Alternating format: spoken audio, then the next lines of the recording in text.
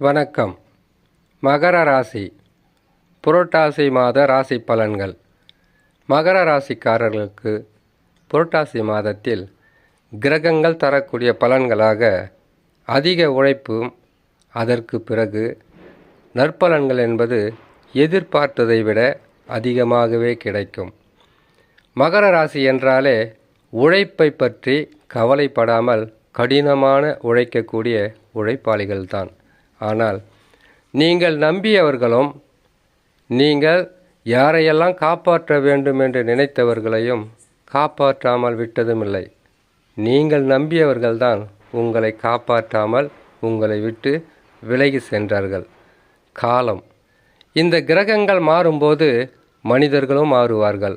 மனிதர்கள் மாறும்போது பல வகையான நற்பலன்களும் தீய பலன்களும் கலந்தே நடக்கும் காலத்தின் கட்டாயம்.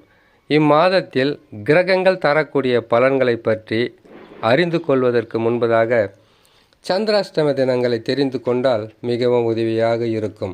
சந்திராஷ்டம தினங்கள் என்பது மகர ராசிக்காரர்களுக்கு சிம்ம ராசியில் சந்திர பகவான் சஞ்சாரம் செய்யக்கூடிய நாட்கள் என்பது உங்களுக்கு சந்திராஷ்டம நாட்கள்.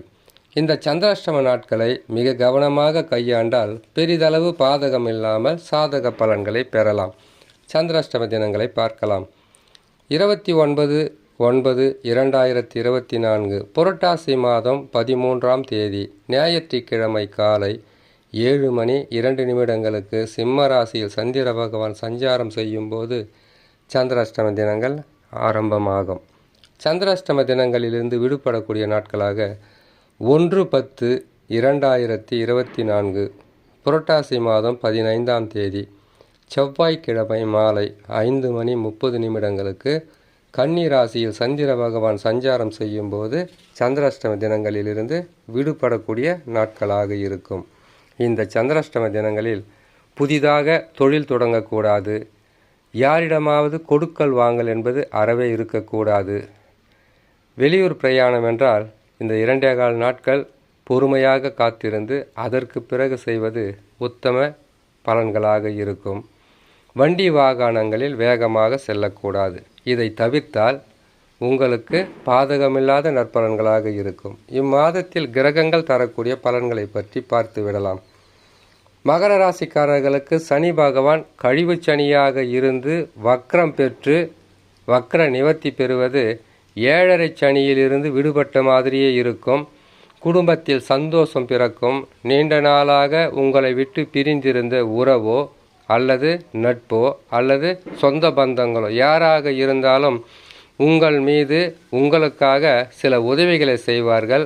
ஆனால் உங்களுக்கு இருக்கின்ற பிரச்சனைகளில் அதிலிருந்து மீண்டு வருவதற்குண்டான வழியை தேடுவது மிகவும் சிறப்பாக இருக்கும். 3ஆம் இடத்தில் ராகு பகவான் இருப்பது முயற்சிகளில் வெற்றியை தரும்.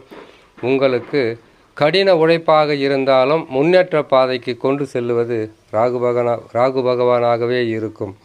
குரு பகவானை பொறுத்தவரையில் 5ஆம் ராசியில் இருப்பார். இம்மாதத்தில் வக்ரம் பெறுவார். வக்ரம் பெற்றால் சில தடுமாற்றங்கள் வந்தாலும் உங்களுக்கு உபகிரகங்களால் பல வகையான நற்பலன்கள் கட்டாயம் இருக்கும். செவ்வாய் பகவான் 6ஆம் ராசியில் அமர்ந்திருப்பது தைரியம் அதிகரிக்கும், தன்னம்பிக்கை அதிகரிக்கும், பல வகையான நற்பலன்கள் உங்களை தேடி வரும். 8இலே புதன் பகவான் இருப்பது புதனை பொறுத்தவரையில் புரட்டாசி மாதத்தில் 3ஆம் தேதியில் புதன் மாற்றம் பெற்று உங்களுக்கு உச்சபெற்ற ஸ்தானத்தில் அமரக்கூடிய இந்த காலகட்டத்தில் நற்பலன்களும் அதிர்ஷ்ட பலன்களும் உங்களை தேடி வரும். ஏன்னு கேட்டிங்கன்னாக்கா மகர ராசி சனி பகவானின் ராசி என்பதனால் நட்பு கிரகமாக இருக்கக்கூடிய புதன் பகவான் நற்பலன்களை அதிகமாக தருவார். ஆனால் சூரியன் கேது சுக்கிர பகவான் இணைந்து உங்களுக்கு 9ஆம் பாவத்தில் அமர்ந்திருப்பதினால் 9ஆம் பாவத்தில் சூரியனும் சரி புதனும் சரி இருந்தால் கடினமான உழைப்பை கொடுப்பார்கள். அலைச்சலும் மன உளைச்சலும் இம்மாதத்தில் அதிகமாக இருக்கும். இருந்தாலும் வருமானம் என்பது நினைத்த மாதிரி இருக்கும். புதன் பகவான் பயிற்சி பெறுகின்ற அதே நாளில் சுக்கிர பகவானும் மாற்றம் பெற்று தசம கேந்திரம் என்று சொல்லக்கூடிய 10ஆம் ராசியில் அமருவது தொழிலில் வளர்ச்சி, வருமானம் பெருகுதல், நினைத்தது நடப்பதல், உங்களுக்கு வரக்கூடிய பொருளோ பணமோ எதுவாக இருந்தாலும் உங்களுக்கு மன திருப்தி அடையும் அளவிற்கு வந்து சேருவது இம்மாதத்தில் உங்களுக்கு கிடைக்கும். மகர ராசிக்காரர்களை பொறுத்தவரையில் இதுவரையில் நீங்கள் அனுபவித்து வந்த துன்பங்களும் கஷ்டங்களும் படிப்படியாக குறைந்து உங்கள் வாழ்க்கையில் முன்னேற்றம் என்பது சிறிது சிறிதாகத்தான் இருக்கும். பொறுமை காத்தாலே போதுமானது என்று சொல்லி இன்னொரு நல்ல பதிவில் உங்களை நான் சந்திக்கிறேன். நன்றி, வணக்கம்.